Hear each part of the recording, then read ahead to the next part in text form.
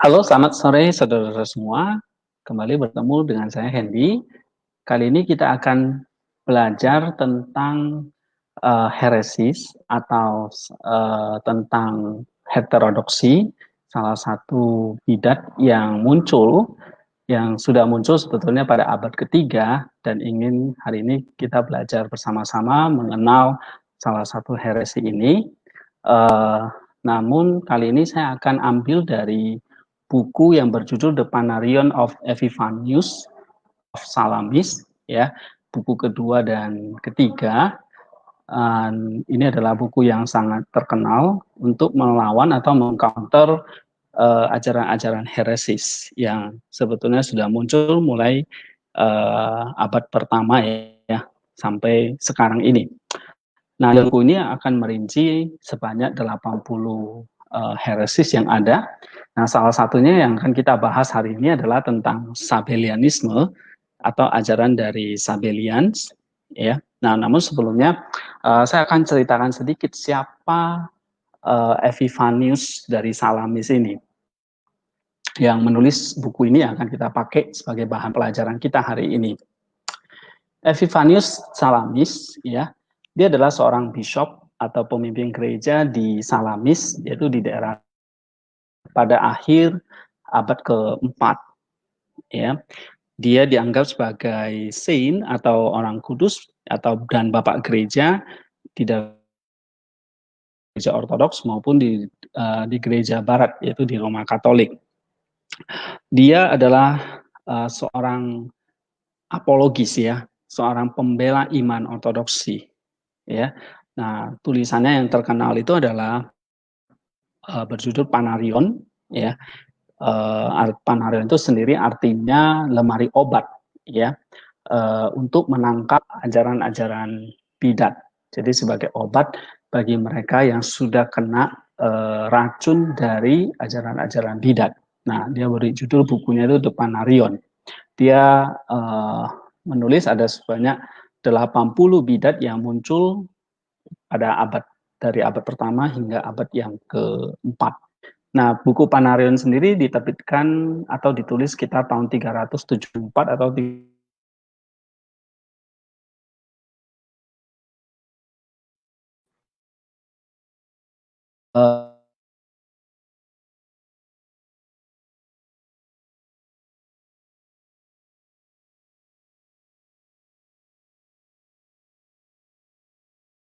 abad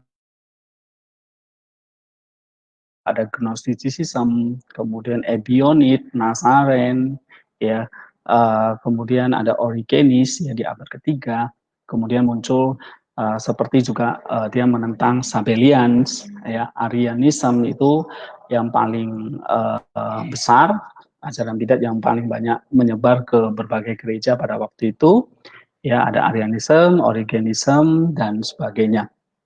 Nah, kali ini kita akan bahas Panarion atau against heresis ini, ya, melawan heresis ini, khususnya Sabellianism. Saudara-saudara, kemarin saya sempat membahas Sabellianism, saya singgung sebentar waktu saya membahas tentang pengakuan iman Nisea butir yang kedua, yaitu tentang Kristus, ya, naturnya sebagai anak Allah yang uh, berasal atau yang dikandung dari Allah Bapa, sebagai firman Allah yang dikandung dari Bapa. Nah, saya sempat membahas ajaran Sabellianisme. Kali ini kita akan fokus pada apa sebetulnya sih yang diajarkan oleh Sabellianis ini. Lalu bagaimana Epiphanius ini membantah atau memberikan argumen-argumen untuk melawan ajaran Sabellianisme ini atau Sabellians ini yang sekarang ternyata muncul lagi, ya, banyak muncul lagi di zaman sekarang, bahkan belakangan ini di Indonesia, ya, dihebohkan atau diributkan juga masalah Sabellians ini. Sabellians dalam bentuk ajaran Jesus only atau oneness of God, ya. Uh, nah, kali ini kita mau lihat hal ini secara jelas ya. Apa yang diajarkan oleh pengajar-pengajar sekarang sebetulnya itu cuma hanya topeng yang baru lagi dari apa yang sebetulnya sudah muncul di abad-abad zaman dulu, zaman purba dulu. Nah, misalnya seperti Sabellians ini. Jadi kita perlu tahu secara jelas ya, gamblang apa yang diajarkan oleh Sabellians ini, di mana heresis mereka, kesesatan mereka, sehingga kita punya apa namanya, kita bisa melihat secara objektif, secara jernih, lalu kita punya panarion ya, atau obatnya ya, oleh Salamis itu disebut panarion, atau obatnya untuk menyangkal heresis tersebut. Ya, pertama, Sabellius ini ada nama tokohnya, ya, yang muncul ke abad ketiga. Ajarannya disebut Sabellianisme, ya, berasal dari namanya. Dia sebetulnya ngajar mirip seperti Noetian, ya, cuma ada beberapa doktrin yang berbeda saja. Banyak mempengaruhi gereja-gereja di Mesopotamia dan Roma pada waktu itu. Ya, Sabellians itu doktrin utamanya mengajarkan bahwa Bapa itu adalah sama, the Son is the same, anak itu sama, the Holy Spirit, Roh Kudus itu sama. Sehingga ketiganya itu tidak ada tidak ada ketiga entity, tetapi tiga nama di dalam satu entity. Ya, nah ini yang diajarkan oleh Sabellius, ya, dan ini yang paling utama. Jadi Father is the same, the Son is the same, the Holy Spirit is the same, so there are three names in one entity. Ya, lalu dia katakan ada tubuh, jiwa, dan roh di dalam diri manusia. Maka begitu juga dengan Allah. Ada tubuh, jiwa, dan roh.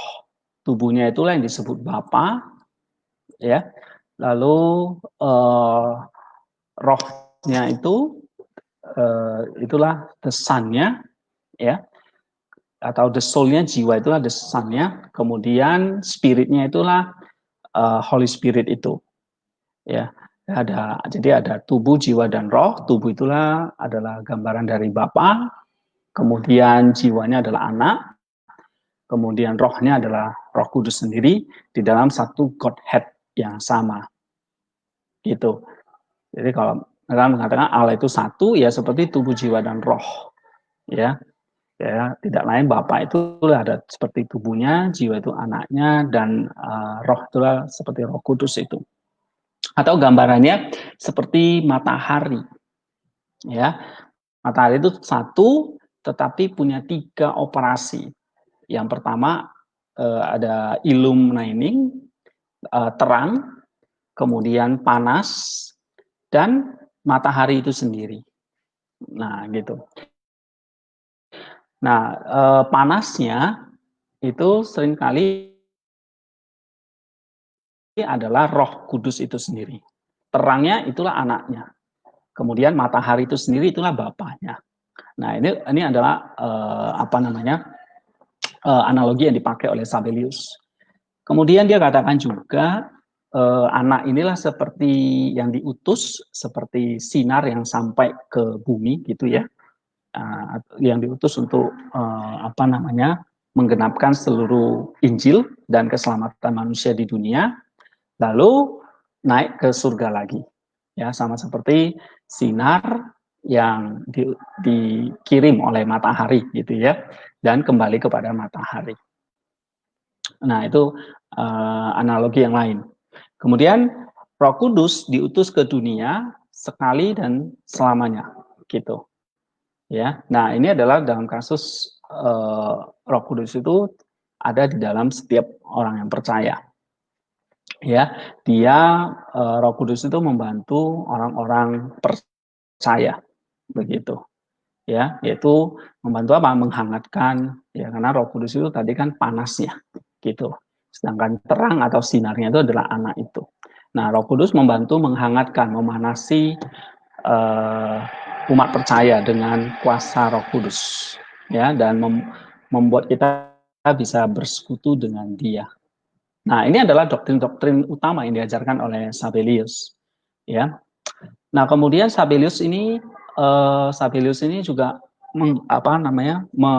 membangun argumen itu berdasarkan bukti-bukti dari kitab suci, ya, seperti yang diajarkan banyak pengajar sekarang juga mereka bilang kembali kepada kitab suci. Mereka banyak mengutip ayat-ayat Alkitab untuk mendukung pandangan mereka. Nah, sama seperti yang dilakukan oleh Sabellius, dia mengutip Perjanjian Lama dan Perjanjian Baru.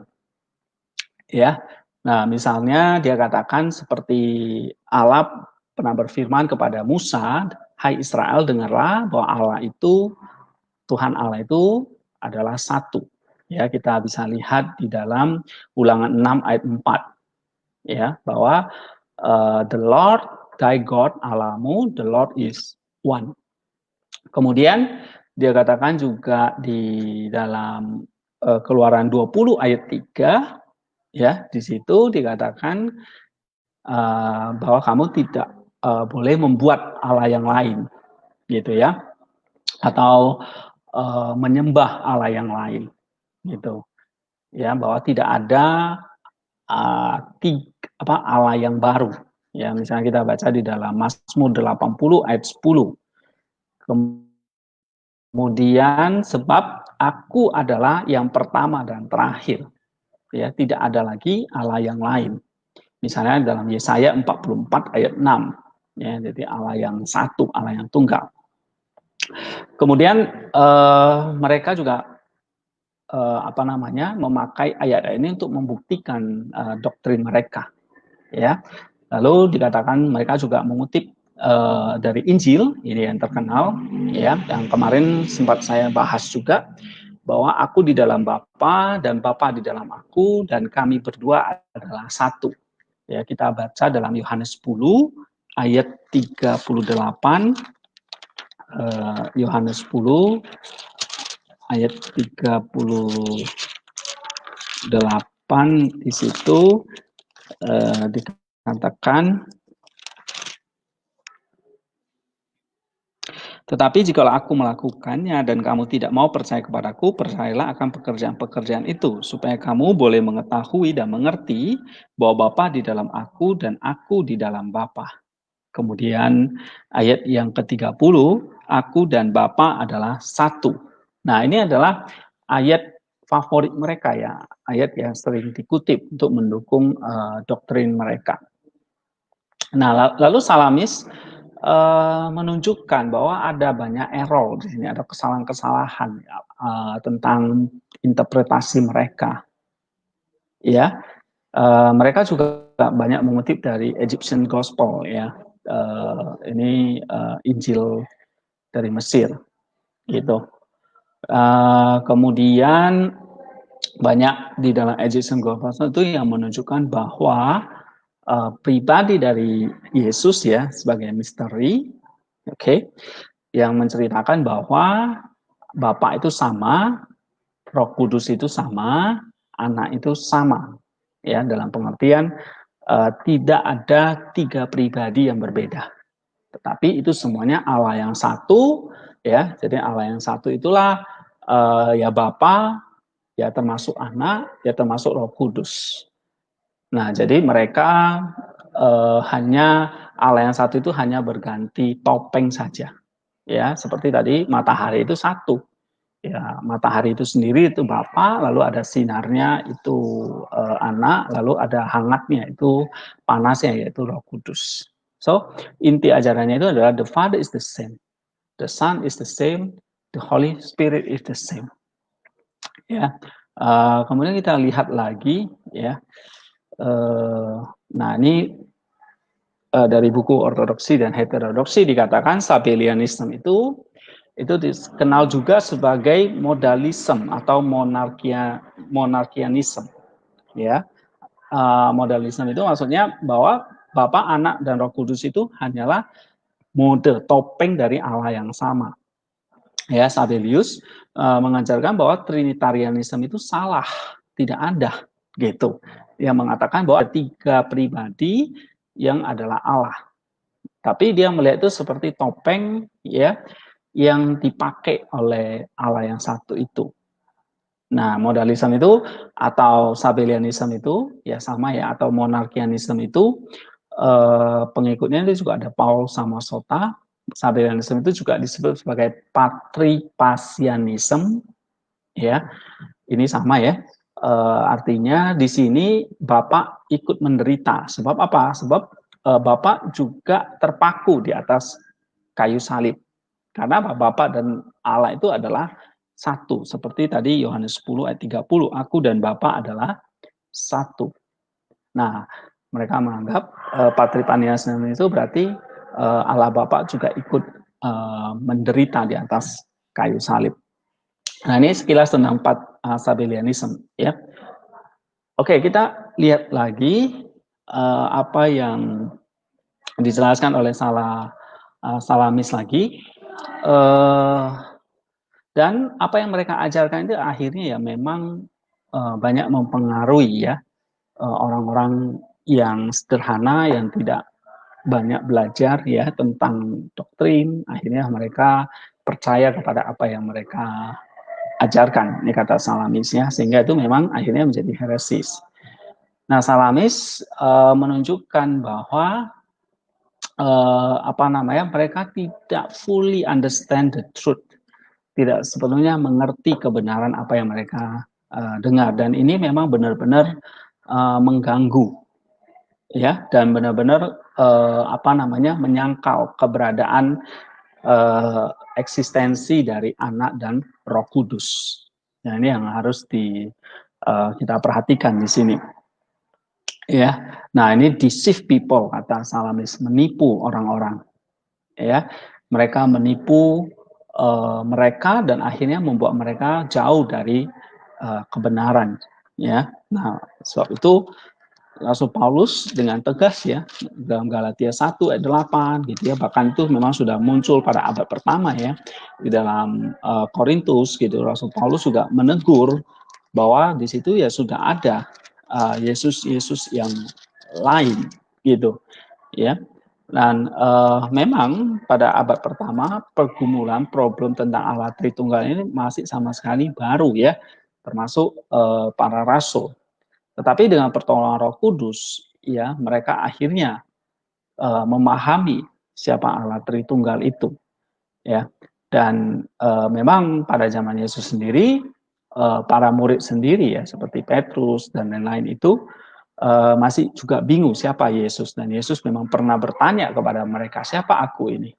Ada yang menjawab dia adalah Nabi Elia, Yeremia dan sebagainya gitu. Jadi memang pada waktu itu pergumulan ya tentang siapa diri Yesus itu sebelum Yesus mati dan bangkit itu ya masih banyak yang belum memahami ya, termasuk orang-orang Yahudi. Bahkan para murid Yesus sendiri menganggap dia hanya sebagai Mesias saja yang datang. Ya, tetapi ketika Pentakosta Roh Kudus turun ya dan memberikan pencerahan kepada mereka, mengiluminasi mereka, mereka akhirnya sadar ya, seperti Rasul Petrus yang bisa berkhotbah, akhirnya 3.000 orang bertobat ya, mengenal siapa Kristus itu sebenarnya, siapa Roh Kudus itu sebetulnya, siapa Allah Bapa itu sebetulnya. Ya, Petrus kalau kita baca di dalam surat Petrus, dia menulis kembali pengalaman dia di Gunung Tabor, dia bisa melihat Yesus yang bersinar terang di Gunung Tabor itu, dan dia menyadari bahwa itu adalah terang yang tidak tercipta, yang bukan dari iman yang mereka percaya itu bukanlah iman tahayul belaka atau mitos, tetapi satu kesaksian yang nyata ya bahwa apa yang dialami itu adalah benar adanya. Nah, ini seperti Rasul Petrus ya. Kemudian Rasul Yohanes juga akhirnya memahami gitu siapa Allah Tritunggal itu, Bapa, Anak dan Roh Kudus ya. Dia menulis dalam surat Yohanes yang pertama ayat 1 sampai ke 4. Nah, ini adalah Nah, misalnya dalam 2 Petrus 1 ya, ayat 16 sampai 18. Sebab kami tidak mengikuti dongeng-dongeng isapan jempol manusia. Ketika kami memberitahukan kepadamu kuasa dan kedatangan Tuhan kita Yesus Kristus sebagai Raja. Jadi ini peristiwa Yesus setelah Yesus naik ke surga ya. Tetapi kami adalah saksi mata dari kebesarannya. Kami menyaksikan bagaimana ia menerima kehormatan dan kemuliaan dari Allah Bapa ketika datang kepadanya suara dari Yang Maha Mulia yang mengatakan, inilah anakku yang kukasihi, kepadanya lah aku berkenan. Suara itu kami dengar datang dari surga ketika kami bersama-sama dengan dia di atas gunung yang kudus. Nah, ini adalah transfigurasi Yesus yang dimana Petrus adalah saksi langsung, yaitu ada suara yang berseru dari surga, suara Allah Bapa, kemudian ada Roh Kudus yang turun di atas awan, dan juga Kristus sendiri yang dimuliakan atau yang bersinar dengan terang. Nah, itu jelas adalah mata rohani Petrus itu pada akhirnya setelah Pentakosta itu dicelikkan oleh Roh Kudus sehingga mereka bisa mengerti, oh ternyata Allah yang Esa itu adalah Esa di dalam satu esensi, yaitu disebut Bapa yang disebut oleh Rasul Paulus ya dalam 1 Korintus 8:6, tetapi dalam 3 wujud pribadi. Sehingga Petrus bisa menyaksikan tentang Allah Tritunggal, Yohanes bisa menyaksikan tentang Allah Tritunggal, Rasul Matius juga bisa menyaksikan Allah Tritunggal, ya bahkan semua Rasul Paulus dan semua dalam kitab Perjanjian Baru, ya itu semua mengalami yang namanya Allah Tritunggal itu melalui pencerahan dari Roh Kudus. Jadi saudara-saudara, teologi itu adalah satu pengalaman langsung ya bersama dengan Roh Kudus, menyelami, mengalami, menyaksikan secara langsung siapa Allah yang sesungguhnya itu. Ya, dengan kapasitas manusia yang terbatas, ya seperti para rasul Petrus, ya mereka akhirnya diberi pencerahan oleh Roh Kudus sehingga mereka bisa menuliskan kitab suci seperti surat Petrus ini. Rasul Yohanes menuliskan surat Injil, ya kitab Injil dan surat-suratnya.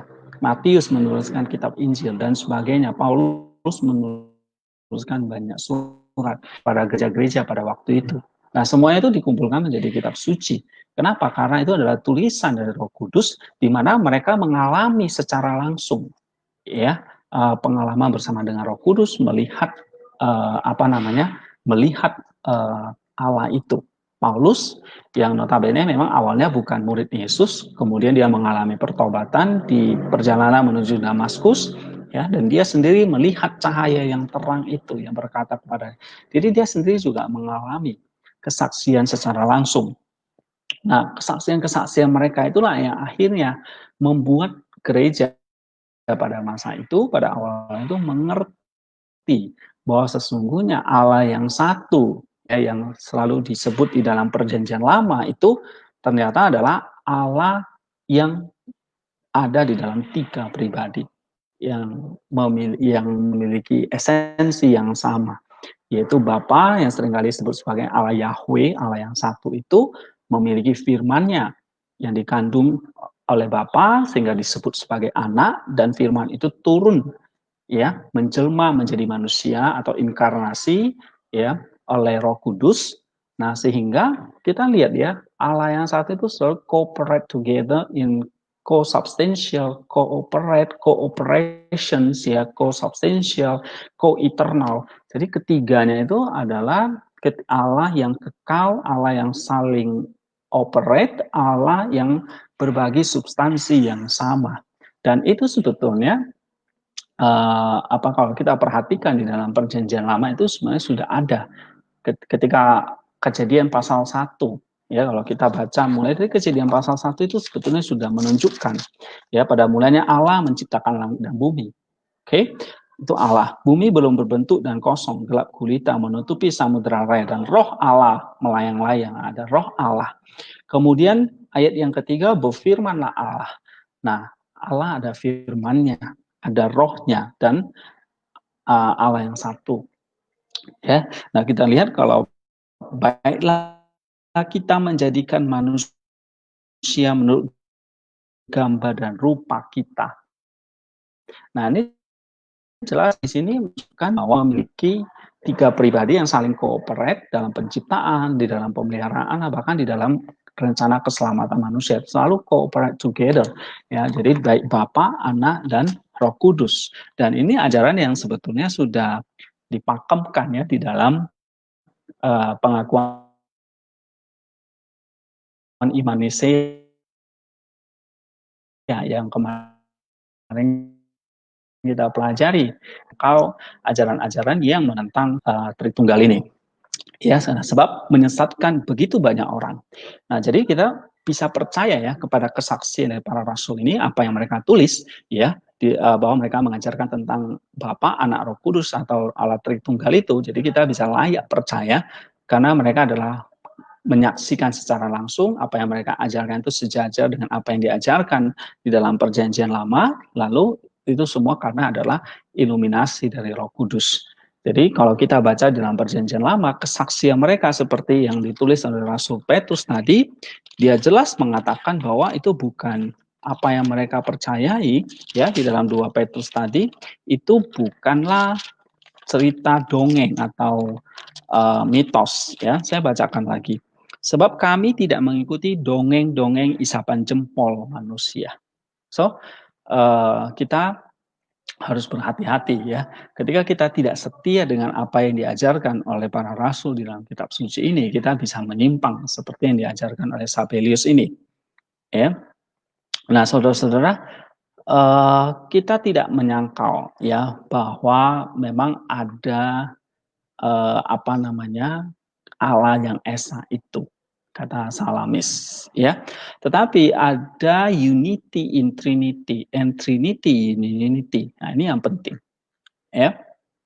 Ya, bahwa di dalam Sabellius dia mengajarkan bahwa dalam Godhead Father Son itu the Son did not beget himself ya. Tentu anak tidak lahir sendiri, selalu ada father, ya kan? Oke, tapi father tidak berubah dari fatherhood-nya, dia nggak pernah berubah, dia nggak pernah bisa jadi anak, gitu. Nah, kalau Sabellius mengajarkan Bapak ya bisa jadi anak, jadi Roh Kudus, gitu. No, tidak seperti itu, ya. Bahkan Roh Kudus tidak pernah menyebut dirinya Kristus, ya kan? Tapi dia menyebut dirinya Roh Kristus, gitu. Yang diberikan melalui Kristus, ya, yang proceeding from the Father dan receiving of the Son. Okay, jadi the Son did not beget himself, the Father was not changed from his fatherhood into being a son. Jadi Bapa tidak pernah mengubah fatherhood-nya menjadi anak. Begitu juga Holy Spirit tidak pernah menyebut dirinya itu Kristus, tetapi menyebutnya Roh Kristus. Ya, nah Epiphanius dari Salamis mengajarkan bahwa the Father is an entity, bukan the same. The Son is an entity. Ya, the Holy Spirit is an entity. Gitu. Jadi the Trinity bukanlah sebuah identity seperti yang diajarkan oleh Sabellius, ya, ataupun Arius di sini. Tapi Trinity was always a Trinity. And the Trinity tidak pernah bisa ditambahkan apapun. It is one Godhead, satu Allah, one sovereignty, satu daulat, satu mulian, but is enumerated as a Trinity, ya. Tetapi ada di dalam Father, Son, and Holy Spirit, not as one entity with three names, bukan tiga entity dengan tiga nama. Ini yang disalahpahami oleh Sabellius, ya. Ada satu entity tapi cuma tiga nama atau tiga mode, tiga topeng. Nah, itu yang kita nggak percayai, tetapi three entity ya in one essence. Nah, nanti Epiphanius akan menjelaskan lebih lanjut. Ya, the names are truly complete and the entities are complete. Nama itu benar-benar entity lah, complete ya, gitu.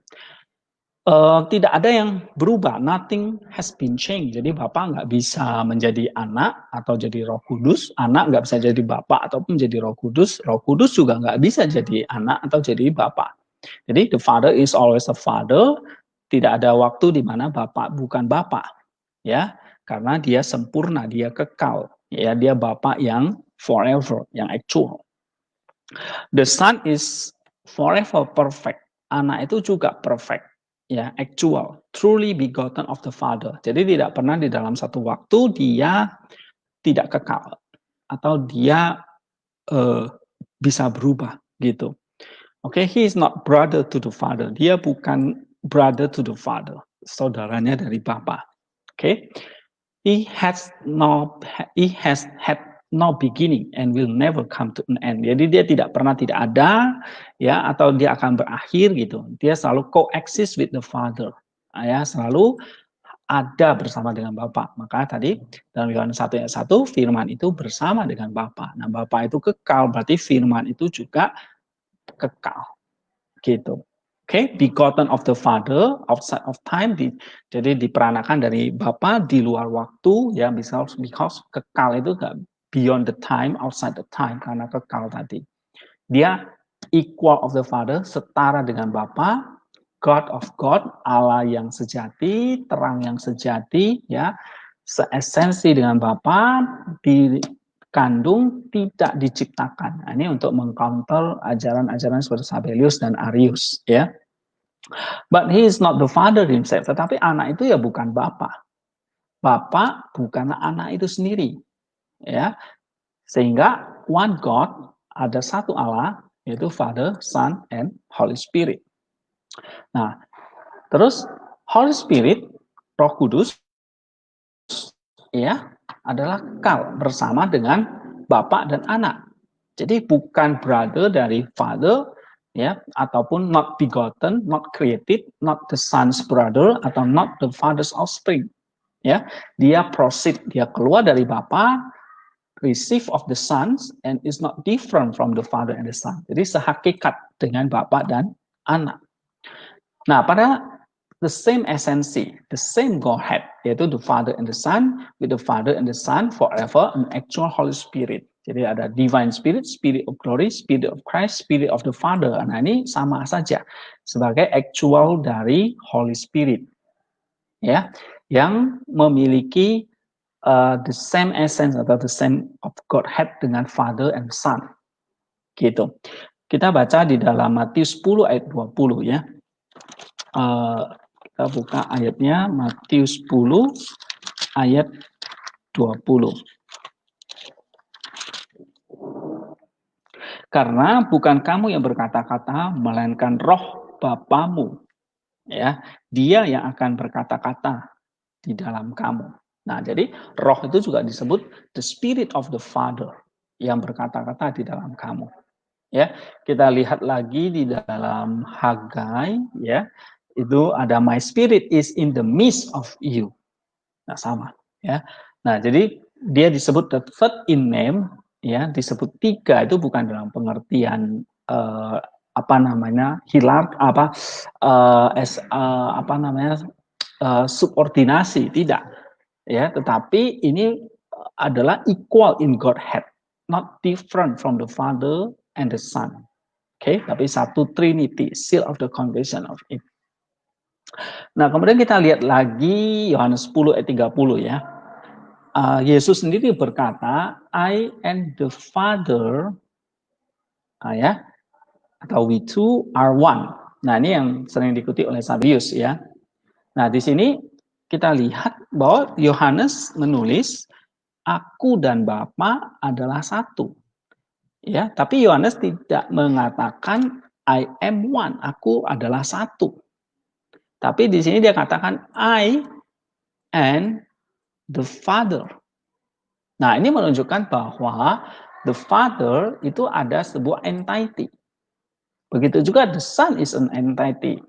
Jadi saya katakan kemarin I and the Father ini menunjukkan subjeknya kalau secara linguistik. Kalau ini subjek berarti ini adalah entity atau person. Oke, jadi bukan title, tapi person, entity. Nah, dia mengatakan the two, dua, bukan satu. Ya. Sehingga dia bisa mengatakan we are one, kami adalah satu, bukan aku adalah satu. Jadi jelas itu di dalam Yohanes 10 ayat 30.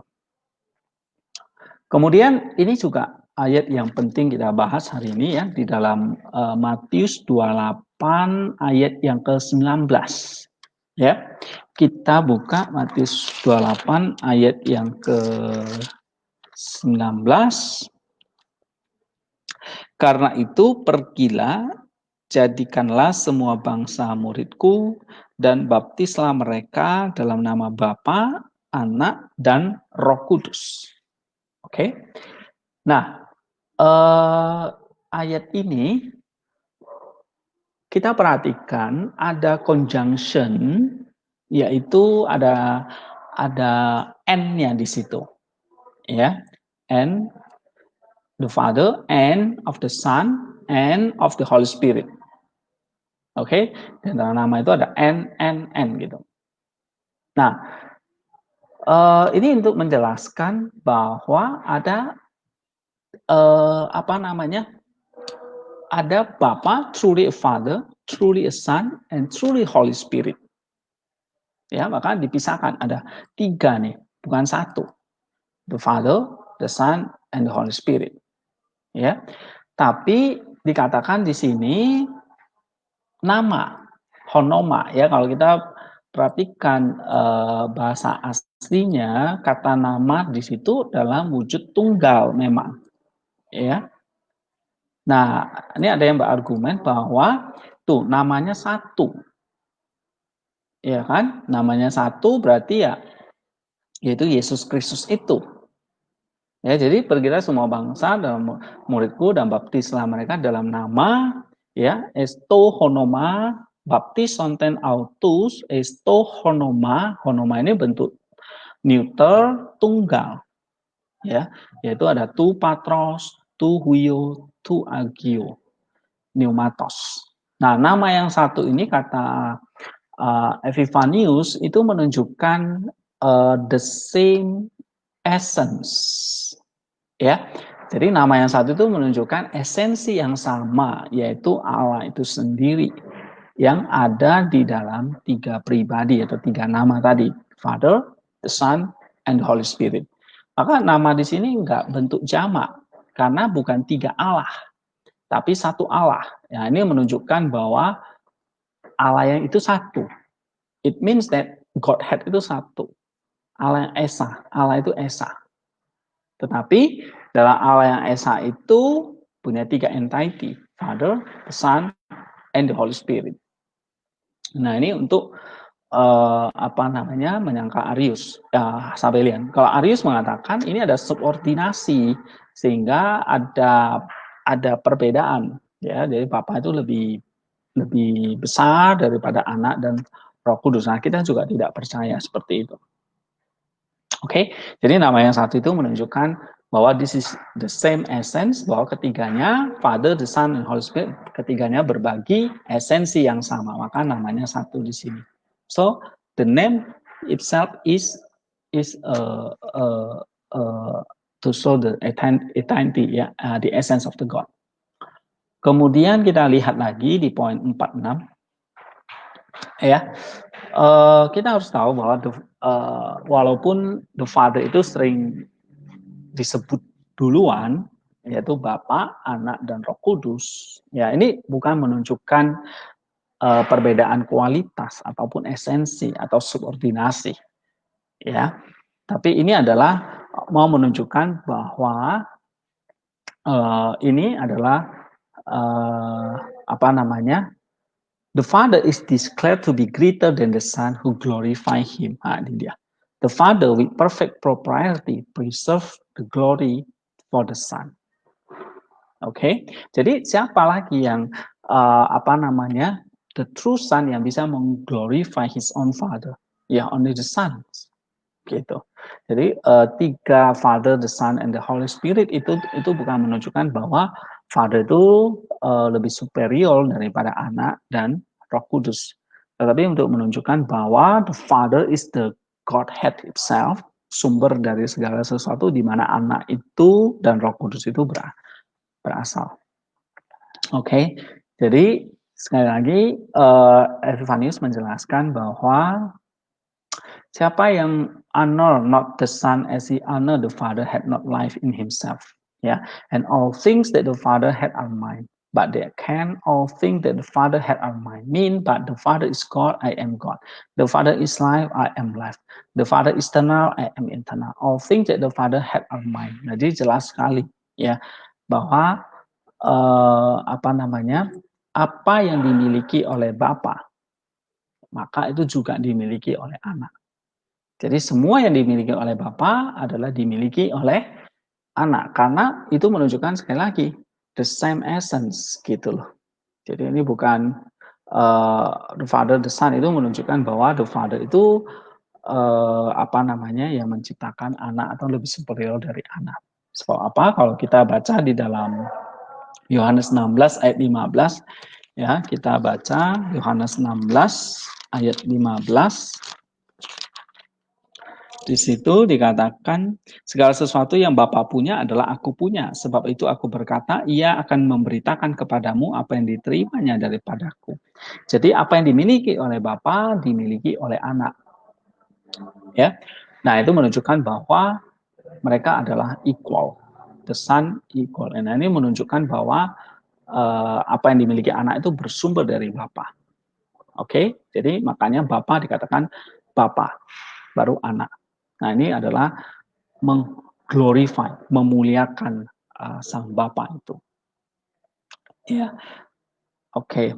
Maka Epiphanius mengatakan, the Father is God, I am God. The Father is life, I am life. The Father is eternal, I am eternal. Kenapa? Karena apa yang dimiliki oleh Bapa itu juga dimiliki oleh anak. Oke. Nah, kita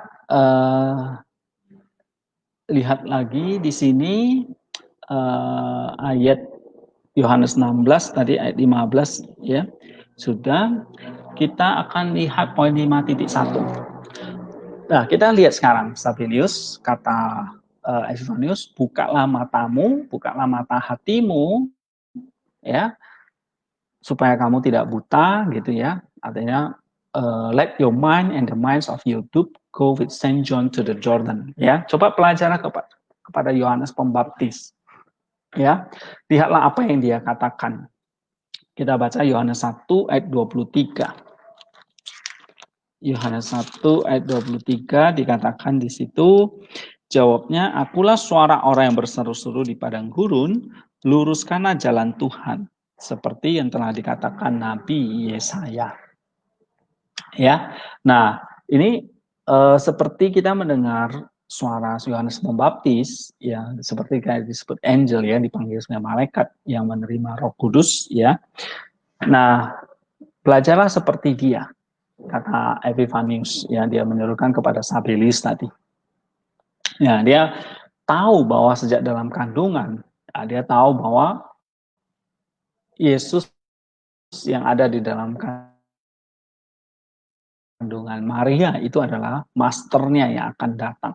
Ya, sampai dia kata gitu ya, satu preparatory announcement of the gospel. Nah, ini luar biasa apa yang dialami oleh Yohanes Pembaptis ya. Maka lihatlah Yohanes sendiri menyaksikan ya. Kalau kita baca di dalam Matius 3 ayat 14,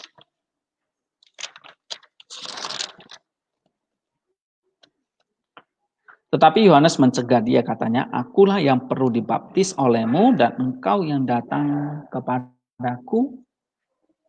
Ya. Nah, kemudian suffer it to be so now that all righteousness may be fulfilled. Ya. Dan dia sendiri Yesus sendiri dibaptis oleh Yohanes. Ya, dikatakan kita bisa baca di dalam Yohanes 1 ayat 32, kemudian Matius 3 ayat 17. Ya, Matius 3 ayat 17, lalu terdengarlah suara dari surga yang mengatakan, inilah anakku yang kukasihi, kepadanya lah aku berkenan. Ini ketika Yesus dibaptis ya oleh Yohanes Pembaptis. Kemudian Yohanes 1 ayat 32, kita akan bacakan Yohanes 1:32 di situ, dan Yohanes memberi kesaksian, katanya, aku telah melihat roh turun dari langit seperti merpati dan ia tinggal di atasnya. Nah, ini jelas di sini ya, dan aku pun tidak mengenalnya, tetapi dia yang mengutus aku untuk membaptis dengan air telah berfirman kepadaku, jikalau engkau melihat roh itu turun ke atas seseorang dan tinggal di atasnya, dialah itu yang akan membaptis dengan Roh Kudus. Dan aku telah melihatnya dan memberi kesaksian, ia inilah anak Allah. Nah, jadi belajarnya seperti Yohanes Pembaptis, kata Epifanius, yang menyaksikan bahwa Kristus itu sendiri adalah anak Allah yang memang berbeda dengan Bapa. Oke, the Father was in heaven, you troublemaker, katanya. The voice came from heaven. Jelas itu ada suara yang datang dari surga. Masa kamu mengatakan itu bukan? Yes. Dan lalu siapa dia kalau begitu? Kalau mengatakan itu bukan Bapa, gitu. Lalu ada Roh Kudus sendiri yang turun dalam wujud burung merpati, ya. Oke, nah ini alasan-alasan ini sepertinya jelas ya untuk membantah Saverius. Oke, nah dikatakan for the only begotten alone assume a body and was made perfect man, ya, of the ever Virgin Mary by the Holy Spirit. Oke, jadi bukan oleh benih laki-laki, tetapi of the Holy Spirit. Nah, Firman, ya, the master builder, sang pencipta, form his own body. Oke, membentuk tubuhnya dari Mary, mengambil tubuhnya dari Maria. Terus took the human soul and mind and everything human, jadi manusia. Ya, jadi punya faculty manusia, pikiran, jiwa, ya kan? Semuanya dalam perfect, menyatu di dalam keilahiannya. Oke, jadi jelas bahwa he himself the holy word, the divine word yang berinkarnasi. Jadi bukan di sini untuk menunjukkan bukan Bapa, tapi bukan Bapa yang berinkarnasi, bukan Allah yang lalu Allah Bapa lalu menjadi anak dalam wujud inkarnasinya. Tidak. Tetapi ini katakan bahwa dia adalah the holy word, the divine word yang berinkarnasi. Dan kalau kita lihat ketika Yohanes Pembaptis mengatakan ya di dalam Yohanes 1:34, aku memberi kesaksian bahwa ia inilah anak Allah. Kapan? Di saat dia melihat ada suara dari surga, ada burung merpati, yaitu Roh Kudus. Nah, itu jelas-jelas bahwa ada three entity yang berbeda yang disaksikan oleh Yohanes Pembaptis. Lalu kenapa the spirit itu tampil ya, tampak di dalam wujud burung merpati? Nah, ya, ini adalah untuk convince us, bukan blaspheme, justru blaspheme gitu ya. Oke, jadi ini adalah untuk membuat kamu jangan berpikir bahwa the spirit itu adalah Father atau the Son, gitu. Oke, nah ini jelas ya bahwa di dalam di dalam kesaksian dari Yohanes Pembaptis tadi, ya Matius 3, Yohanes 1 itu tadi jelas mengajarkan bahwa the spirit is not identical with the Father and the Son. Oke, walaupun Roh Kudus itu sendiri tidak pernah dalam wujud tubuh, ya, he is protected in the form of a dove. Untuk menunjukkan apa? Untuk menunjukkan kesalahanmu, katanya, to indicate and expose your error. Oke, bahwa the spirit is an identity in himself. The Father is an entity in himself. The only begotten is an entity.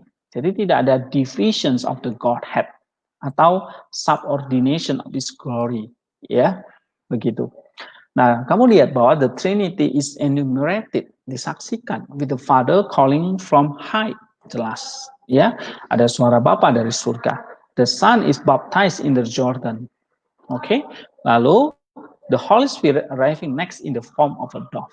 Jadi kalau kita lihat peristiwa pembaptisan itu sudah jelas, ya, bahwa the Father is an entity, the Son is an entity, the Spirit is an entity. Oke, jadi tell me, siapa yang mengatakan bahwa kita baca di dalam Yesaya 42 ayat 1 sampai 4 ya. Kita buka Yesaya 42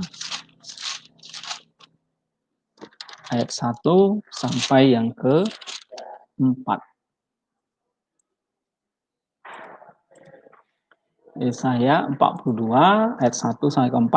Lihat itu hambaku yang kupegang, orang pilihanku yang berkenan aku kepadanya, yang kepadanya aku berkenan, aku telah menaruh rohku ke atasnya, supaya ia menyatakan hukum kepada bangsa-bangsa.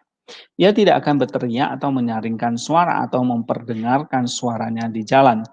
Bulu yang patah terkulai tidak akan diputuskannya, dan sumbu yang pudar nyalanya tidak akan dipadamkannya. Tetapi dengan setia ia akan menyatakan hukum. Ia sendiri tidak akan menjadi pudar dan tidak akan patah terkulai sampai ia menegakkan hukum di bumi. Segala pulau mengharapkan pengajarannya. Dan sebagainya. Nah, ini menunjukkan bahwa the meaning of the Trinity, ya kan? Bahwa ada beloved son. Oke. Lalu ada my spirit. Gitu. Ya. Jadi ada my beloved son, anakku. Anak siapa? Anak dari Bapa. Jadi ada Bapa, ada beloved son. Lalu di sini I shall put my spirit. Nah, ini jelas mau menunjukkan ada Tritunggal. Ya, dan ini sudah disebutkan di dalam Yesaya 42 tadi. Oke. Kemudian kita lihat lagi dalam Mazmur 109 ayat 1. Kita baca Mazmur 109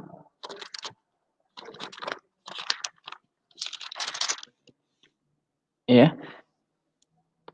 Sebab mulut orang untuk pemimpi biduan Mazmur Daud, ya Allah, pujianku, janganlah berdiam diri. Ya. Oke. Mungkin ini versinya harusnya 110 ya. Mazmur 110 ayat 1, demikianlah firman Tuhan kepada Tuhanku, duduklah di sebelah kananku, sampai kubuat musuh-musuhmu menjadi tumpuan kakimu. Oke. Nah, di sini Allah berkata, duduklah di sebelah kananku. Ya. Dan tidak dikatakan enter into me, tetapi sit thou on my right hand. So there's a two entity here. And kalau kita lihat lagi di dalam Markus 16 ayat 19 ya. Markus 16 ayat 19.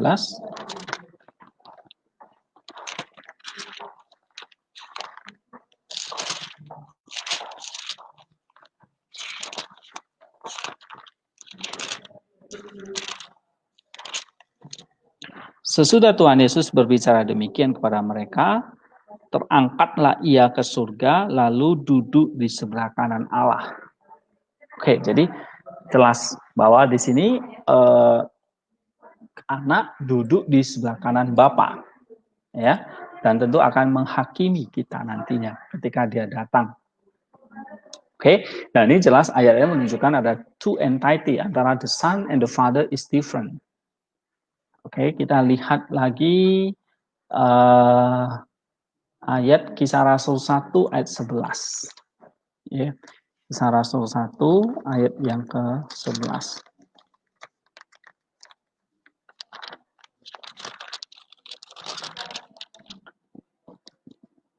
Dan berkata kepada mereka, hai orang-orang Galilea, mengapa kamu berdiri melihat ke langit?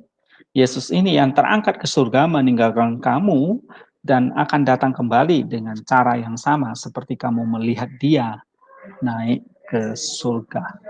Jadi jelas bahwa Yesus yang sama ini akan datang kembali lagi.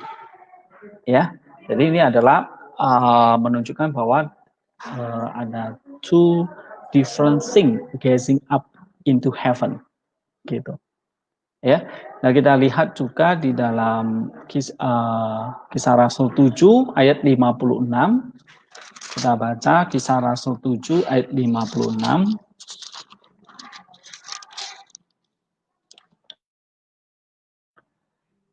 Lalu katanya, sungguh aku melihat langit terbuka dan anak manusia berdiri di sebelah kanan Allah.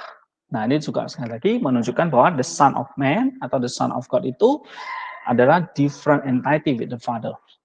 Oke. Nah, ini beberapa ayat yang menunjukkan bahwa di dalam kitab suci itu bahwa the voice of the Holy Spirit itu jelas menunjukkan bahwa ajaran Sabellius ini atau Sabellianisme ini keliru, ya, error. Oke, kita lihat lagi Yesaya 44 ayat yang ke-6.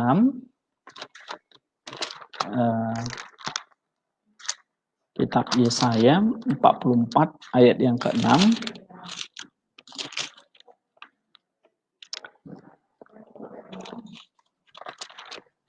Di situ dikatakan, beginilah firman Tuhan Raja dan Penebus Israel, Tuhan semesta alam, akulah yang terdahulu dan akulah yang kemudian, tidak ada Allah selain daripadaku. Ya, I am the last, I am the first and the last, and beside me there is no other.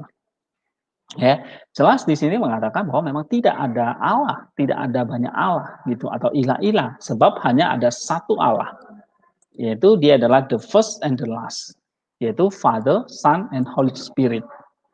Ya, jadi the Trinity itu bukanlah sebuah identifikasi atau bukanlah sebuah identity yang separated, tetapi in one God, in one essence, in one Godhead. Itulah the first and the last, Father, Son, and the Holy Spirit. Okay, it's not an identifikasi, not separated from its own identity. Ya, jadi it is a Father yang truly begotten a Son, yang memperanakan anak, and a Son truly begotten of the Father as an entity, okay, without beginning and not in time. Lalu a Holy Spirit truly of the Father and the Son of the same divinity, proceeding from the Father and receiving of the Son, forever, an entity, one God, the first and the last. Ya, nah ini yang kita bisa baca dalam Yesaya 41 ayat yang keempat. Oke, jadi ada different entity tetapi tidak terpisah-pisah gitu, in one God. Ya, kita baca Yesaya 41:4. Siapakah yang melakukan itu dan mengerjakan itu? Dia yang dari dahulu memanggil bangkit keturunan-keturunan. Aku Tuhan yang terdahulu dan bagi mereka yang terkemudian aku tetap dia juga. Ya. Lalu 44 ayat yang ke-6. Oke, beginilah firman Tuhan Raja dan Penebus Israel, Tuhan semesta, akulah yang terdahulu dan akulah yang kemudian, tidak ada Allah selain daripadaku. Jadi Allah itu tidak berubah-berubah. Sebentar jadi Bapa, sebentar jadi Anak, sebentar jadi Roh Kudus. Oke, akulah aku. Gitu, one God, the first and the last. Allah itu satu, yaitu the Father, the Son, and the Holy Spirit. The first and the last. Jadi tidak berubah-berubah. Oke, kita lihat lagi. Sebetulnya long ago in time para nabi itu sudah membuatkan ya tentang inkarnasinya. Oke. And ini artinya bahwa selalu ada di dalam dunia yang superstitious ya, yang menyembah berhala atau polytheism, ya kan? Ada banyak idol yang sebetulnya di dalam the children of Israel ya. Dalam keturunan Israel, seperti orang Amori, Hiti, Kanaan ya. Di sini ada orang Periz, Hivit, Gigarsit, Jebusis, Arukean, Arsaneans dan sebagainya. Ya. Nah, mereka itu menyembah Baal Peor, ya, Chemos, Astarte, Demazurot, Dasto, Baal Zebub dan sebagainya. Ya. Nah, itulah sebabnya Allah menceritakan kepada mereka ya di dalam konteks saya tadi, I am the first and the last. Supaya mengubah mereka kembali dari error mereka menyembah polytheisme, kembali kepada Allah yang satu. Jadi kalau mereka mengutip Yesaya 44 ayat yang ke-6 mengatakan bahwa akulah yang terdahulu, akulah yang terkemudian, tidak ada Allah selain daripadaku, ya, itu memang bisa menunjukkan ajaran Sabellian. Tetapi ini adalah satu konteks untuk menceritakan kepada bangsa Israel untuk kembali kepada Allah yang satu, Allah yang Esa itu. Ya, jadi Tritunggal itu sekali lagi tidak menyangkal ada kesatuan dari Allah itu. Oke, kemudian poin 76 dikatakan I am the first and the last, ya. Ini the one who sojourn here first in the flesh and will come at the last to judge the quick and the dead. Ya, he suffered on the cross, was buried and arose, and was taken up in glory in his body itself. Ya, but a body united in glory with his Godhead, made radiant, not longer tangible, no longer mortal, for Christ is risen. As Scripture says, death, says the people, had no more dominion over him. Ya, nah jadi saudara, Yesus Kristus memberitahu kepada orang Yahudi, akulah yang pertama dan yang terakhir. Ya, nah dia yang datang dalam wujud daging, yang pada akhirnya nanti akan menghakimi orang yang mati dan yang hidup. Ya, dia menderita di atas kayu salib, mati, dikuburkan dan bangkit. Ya, naik ke surga dalam kemuliaannya dengan tubuhnya yang mulia, tubuhnya yang sudah united in glory with his Godhead dan bersinar yang radiant gitu.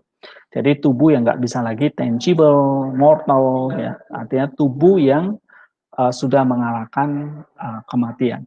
Dan kita lihat di sini ya, bagaimana kitab suci itu secara akurat gitu ya, memimpin kita untuk menjaga kesalahan ini. Ya, kita katakan the Lord is thy God, the Lord is one, jelas ya. Tetapi ketika bangsa Israel ya menantikan Kristus yang mengatakan bahwa I am the first, I am the last, I am the Alpha dan Omega, tapi justru meremehkan dia, tidak percaya kepada dia. Ya, nah kita bisa baca nanti di dalam Efesus 4 ayat 10. Coba kita lihat ya, Efesus 4 ayat yang ke-10. Di situ dikatakan, dan ia yang telah turun, ia juga yang telah naik jauh lebih tinggi daripada semua langit untuk memenuhkan segala sesuatu. Ya, nah, jadi di sini he above all rule and authority and dominion and every name that is name, gitu.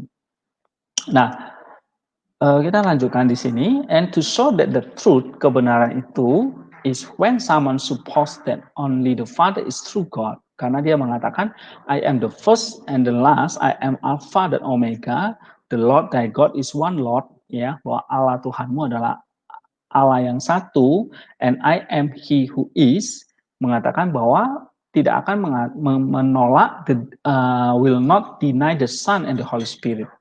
Oke. Lalu ada juga dia mengatakan, my Father is greater than I, that they may not be the only true God and Jesus Christ whom thou hast known. Nah, ini bukanlah menunjukkan bahwa the Son itu bukan Allah yang sejati, tapi to reduce the name of the Trinity to single oneness, to redirect man's thinking from many divinities to one Godhead. Ya, jadi sekali lagi kita harus bisa membedakan kalau misalnya Yesus mengatakan I am the first and the last. Oh, sama dong. I am Alpha dan Omega. Berarti sama dong seperti yang dikatakan oleh Bapa. Jadi Bapa tidak lain adalah anak, gitu. Nah, ini adalah untuk menunjukkan, kata Epifanius, the singleness, ya. Ini to the single oneness, to redirect man's thinking from many divinities to one Godhead. Gitu ya. Ya, memang ada ayat lain mengatakan bahwa my Father is greater than I. Bapakku lebih besar daripada aku. Oke. Nah, ini bukan untuk menunjukkan bahwa Yesus itu kealahannya kalah dengan Bapa. Tetapi ini sekali lagi untuk menunjukkan bahwa ada the singleness of oneness, ya, atau the one Godhead. Ya, jadi kita percaya bahwa ada one Godhead in three entities, Father, Son, and Holy Spirit. Ya, jadi the Son is a true God. Gitu. Kemudian inilah yang menjadi blunder dari Arius yang mengatakan bahwa karena my father is greater than I, dia mengatakan bahwa the son is not the true God again, gitu, ya. The son is not true God, not the true light, ya, karena lebih kecil daripada Allah. Nah, padahal ketika Yesus mengatakan bahwa I am the first and the last, ya, kita lihat di sini dalam Ulangan 6 ayat 4 juga, ya. I am Alpha dan Omega, the Lord thy God is one Lord, I am he who is. Ya, ini bukanlah untuk mendinai, menyangkal the Son and the Holy Spirit, tapi dia mengatakan kata Evanius ini adalah menunjukkan the Son is not to reduce the name of the Trinity to single oneness, to redirect man's thinking from many divinities to one Godhead. Oke, jadi ketika Yesus mengatakan I am the first and the last, I am Alpha and Omega, itu menunjukkan bahwa dia apa yang dia miliki dari Allah, itulah yang dia miliki, ya. Kembali lagi itu semua menunjukkan kepada the Father, the Godhead itself, ya, yang satu. Oke, ini yang kira-kira dijelaskan, ya, oleh Epifanius.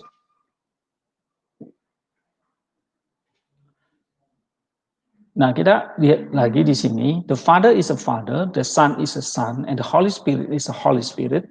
They are a Trinity, one Godhead, one glory, one sovereignty, one God, to whom be glory, honor, and might. The Father in the Son with the Holy Spirit in the Father, forever and ever. Amin. Jadi ini luar biasa yang ditulis oleh Epifanius, ya. The Father in the Son with the Holy Spirit in the Father, forever and ever.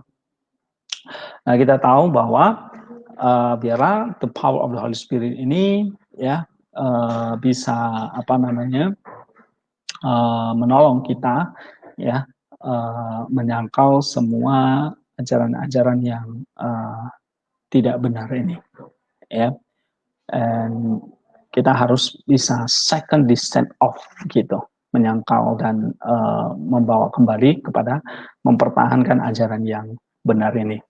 Nah, kira-kira ini yang dituliskan oleh Epifanius, ya, sangat menolong kita untuk memahami tentang kebenaran dari ajaran Tritunggal ini, ya. Jadi saudara, sebagai penutupnya, kesimpulannya adalah saya ingin menunjukkan tentang ini, ya. Sebagai kesimpulannya tentang Allah Tritunggal yang kita percayai, ya, bahwa there is one God who created all things out of nothing. Nah, ini kita harus percayai.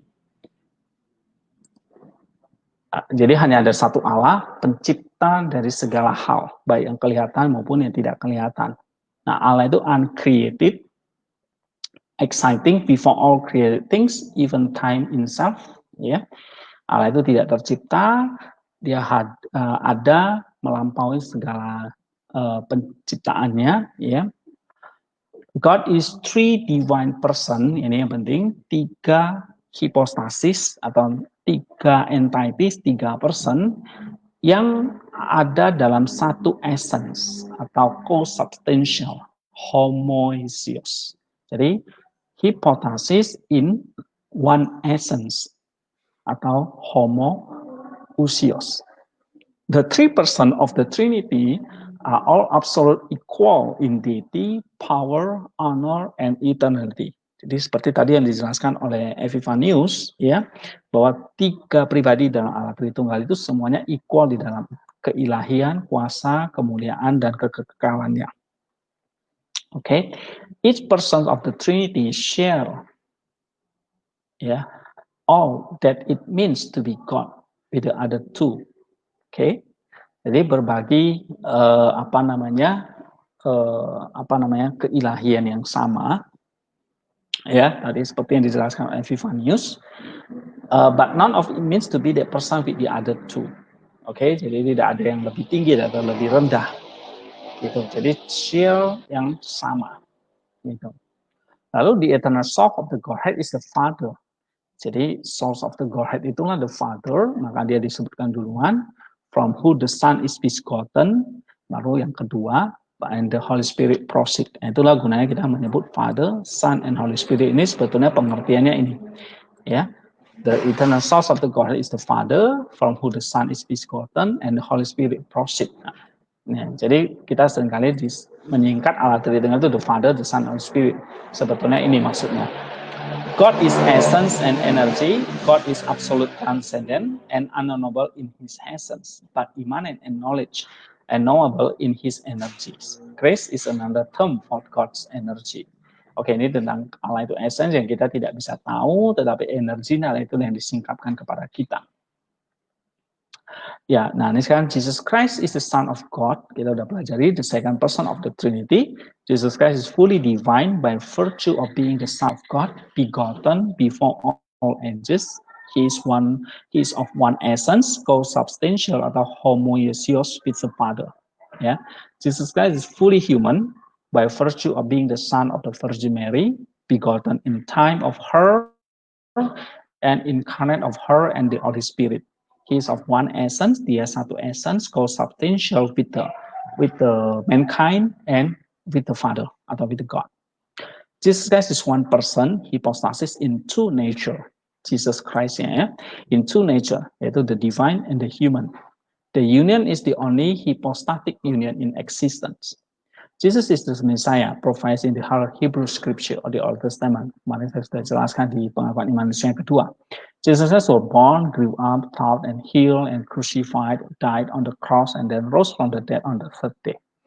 Oke, ini poin-poin yang tidak bisa kita tambahin atau kita kurangi, ya, poin-poin dari ortodoksi. Dan jika kita tidak bisa menjaga keseimbangan ini, ya, di dalam Allah Tritunggalnya, kita bisa jatuh ke dalam heresis, kayak gitu, saudara-saudara. Nah, mungkin ini yang bisa saya sampaikan. Semoga apa yang menjadi perhatian kita ini mendewasakan kita di dalam mengenal Allah, ya. Kita belajar bersama-sama untuk semakin mempertebal, ya, meningkatkan pengetahuan atas iman kita, ya, seperti yang dikatakan oleh Rasul Petrus, ya, bahwa iman perlu ditambah dengan pengetahuan. Nah, pengetahuan seperti inilah yang kita perlu pelajari, ya, supaya iman kita tidak digoncang dengan ajaran-ajaran heresi ini. Namun terhadap orang-orang yang demikian, kita mesti mengingatkan dengan kasih, ya, dengan lembut, ya, dengan penuh cinta, ya, untuk supaya mereka bisa kembali kepada ajaran yang benar. Thank you semuanya. Semoga ini menolong kita semakin mengenal Allah yang kita sembah di dalam Putra dan Roh Kudus, dan di dalam Bapa, Putra dan Roh Kudus. Amin.